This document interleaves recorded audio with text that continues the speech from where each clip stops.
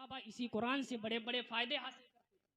और एक बात माजरत के साथ मैं अपने उलमा से एक बात कहूँगा, माजरत के साथ हमारी बहन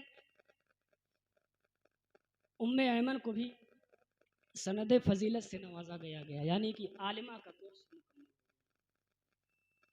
लेकिन मैं अपने आलिमों से, हाफिज़ों से, कारियों से एक बात कहना चाहता हूँ। आज हमें मदरसों से हिफ्ज़ की, क़िरात की, फजीलत की, मुफ्ती की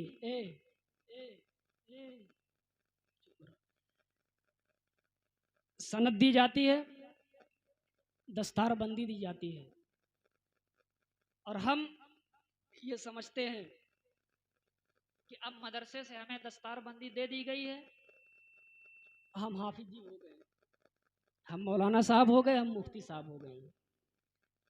अल्हम्दुलिल्लाह हो भी जाते हैं।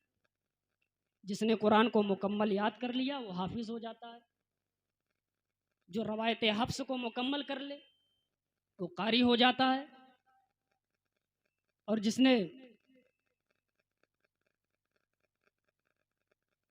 आलमियत की जो किताबें दर्स में दाखिल हैं उसको पढ़ लिया तो वो आलिम हो जाता है। मुफ्ती के निसाब में जो किताबें दाखिल हैं पढ़ लेता है, मुफ्ती हो जाता है। लेकिन हमारे दरमियान जब वो आते हैं पढ़ करके तो कारी साहब, हाफिज साहब, मुफ्ती साहब, मौलाना साहब, फला साहब नहीं होते हैं। लेकिन मैं अपने हाफिजों और कारियों से, आलिमों से एक बात कहना चाहता हूँ कि हमारे दरमियान हमारे सर पर एक पगड़ी बांधी जाती है, 5 हाथ की, 7 हाथ की। और पगड़ी इसलिए बांधी जाती है, हम इसको ये समझते हैं कि हम हाफिज बन गए तो हमारे सर पे पगड़ी बांध दी गई, हम कारी साहब बन गए तो हमारे सर पे पगड़ी बांध दी गई, हम हाफिज बन गए, मुफ्ती बन गए तो हमारे सर पे पगड़ी बांध दी जाती है। और साथ में एक अमामा दिया जाता है जो 7.5 हाथ का भी होता है, 7 हाथ का भी होता है, 5 हाथ का भी होता है।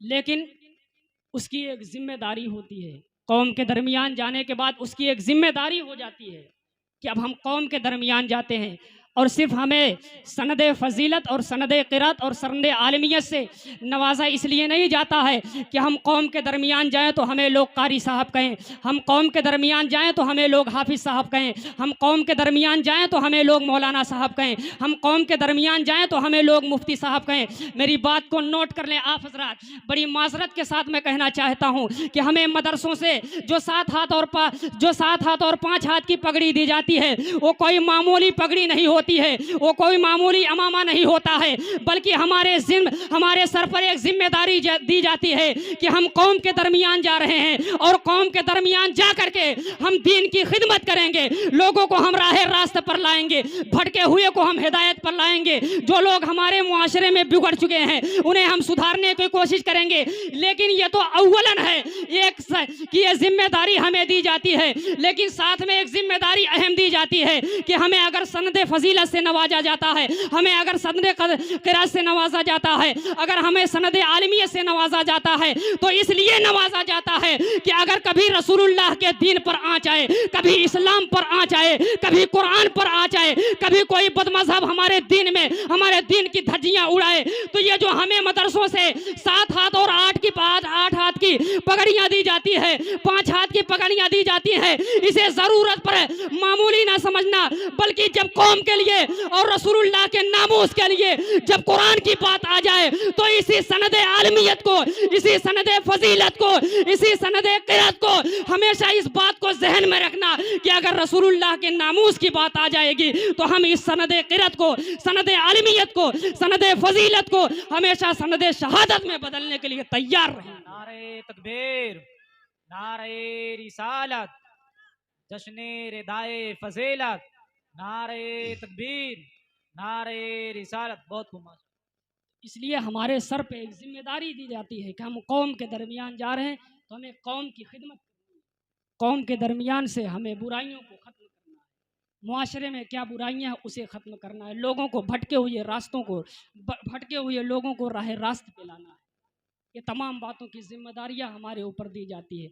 हमारी बहन उम्मे अहमन आलिमा फाजिला हुई हैं, मैं उनके लिए भी ये बात कहूँगा कि अगर तुम्हें सनद फजीलत से, सनद क़िरत से नवाजा गया है, तो ये सिर्फ कहलवाने के लिए नहीं, दिखाने के लिए लोगों को नहीं।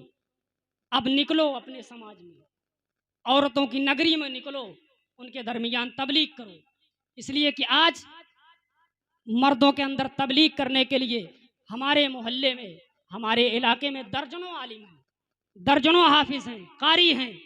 लोगों के दरमियान, समाज के दरमियान ये लोग तबलीग कर सकते हैं, इनको बातें सुना सकते हैं। लेकिन जो हमारी माँ बहनें हैं, इनके दरमियान ये हमारे हुफ़ाज़, हमारे उलमा जा कर के तबलीग नहीं कर सकते हैं। ये अंदरूनी काम अगर करना है तो अपने दिमाग में ये बात रखें कि हम औरतों के दरमियान जाएंगे और दीन की तबलीग उनके अंदर करेंगे। लोगों को भटके हुए औरतों को राह रास्त पे लाना है। जिन औरतों के अंदर नमाज की पाबंदी नहीं है, उन्हें नमाज का पाबंद बनाना है। और औरतों में भी ये मशवरा, ये राय बननी चाहिए कि अब हमारे मोहल्ले में आलिमा हो गई हैं, हमारे इलाके में आलिमा हो गई हैं, तो छोटे मोटे प्रोग्राम रख के, कोई ज़रूरी नहीं कि आदमी माइक लाए, बड़ा इंतज़ाम करे तभी जा कर के तकरीर बुलवा जाए। 10-20 औरतों को इकट्ठा कर ले, दीन की कुछ बातें सीख लें, इंशाअल्लाह उसी से फ़ायदा हो जाएगा। तो इसलिए ये जो जिम्मेदारी दी जाती है, इसलिए सिर्फ जिम्मेदारी नहीं दी जाती है कि कौम के दरमियान जाएं और अपने आप को सिर्फ आलिम, हाफिज, कारी, मौलाना कहलवाएं, बल्कि सर पे जो जिम्मेदारी दी जाती है वो कौम की खिदमत करने के लिए जिम्मेदारी दी जाती है। अल्लाह ने कुरान में इरशाद फरमाया कि लौ अनज़लना हाज़ल कुरआन अला जबलिन लरअयतहु खाशियम मुतसद्दियम मिन खशियतिल्लाह, कि ऐ मेरे महबूब, अगर हम इस कुरान को किसी पहाड़ पर नाजिल फरमाते, किसी पहाड़ पर उतारते, तो ऐ मेरे महबूब तुम ज़रूर देखते कि वो चकनाचूर और रेज़ा रेज़ा हो जाता। तो इसलिए मुसलमानों, कुरान की अज़मत को समझो, कुरान की रिफ़ात को समझो, अपने दिलों में कुरान की मोहब्बत को बसाओ, अपने घरों को कुरान की तिलावत से सजाओ। हम जब कुरान की तिलावत अपने घरों में करेंगे तो इंशाअल्लाह कुरान की बरकत हमें दुनिया में भी मिलेगी और कुरान की बरकत हमें आखिरत में भी मिलेगी। हम दुनिया में भी खुश रहेंगे और आखिरत में भी खुश रहेंगे। परवरदिगार आलम की बारगाह में दुआ है कि मौला ताला हमसे बोलने में अगर किसी किस्म की कोई लग़्ज़िश हुई है तो उसे अपने हबीब के सदक़े तवस्सुल से माफ़ फरमा। अस्तग़फ़िरुल्लाह रब्बी मिन कुल्लि ज़ंबि व अतूबु इलैह। खूब की सैर चमन फूल चुनी शाद रहे, बाग बा जाता हूँ मैं, गुलशन तेरा आबाद रहे। अस्सलाम वालेकुम।